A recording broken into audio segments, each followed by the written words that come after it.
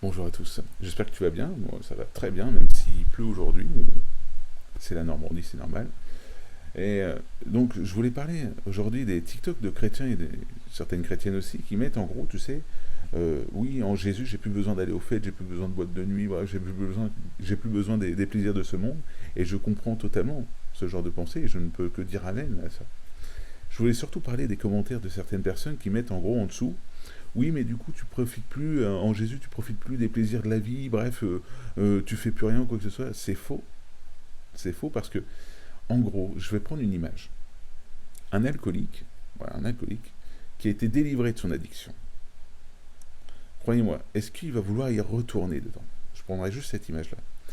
Quand, par exemple, je sais que j'ai quelqu'un, j'en connais, hein, qui ont eu cette addiction à l'alcool et qui ont été délivrés, je sais que si je les invite un jour, je ne vais pas leur proposer un repas avec de l'alcool pour pas les faire tomber. Donc c'est vrai que Dieu n'interdit pas de boire de l'alcool. Mais par contre, pour la condition, c'est du cas par cas après, pour la condition de la personne, des fois, c'est nécessaire pour cette personne qu'elle se prive de ça, pour pas retomber dans certains travers.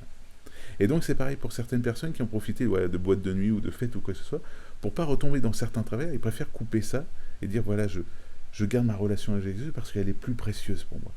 Je pense à cette histoire que je racontais dimanche, la parabole que Jésus a racontée sur le fils prodigue. Le fils prodigue, à un moment donné, voilà, peut-être que quelqu'un est dans ce cas, il avait tout chez son père. Il avait tout, tous ses besoins étaient complets. Mais voilà, il va demander à son père son héritage. Et il va vouloir aller profiter de la vie, comme il disait. Il va aller dans le monde et il va dilapider ce bien. Il va dilapider tous ses biens. À un moment donné, il va même avoir une famine. Et du coup, il va devoir travailler pour un agriculteur. Il va devoir même garder les cochons de quelqu'un.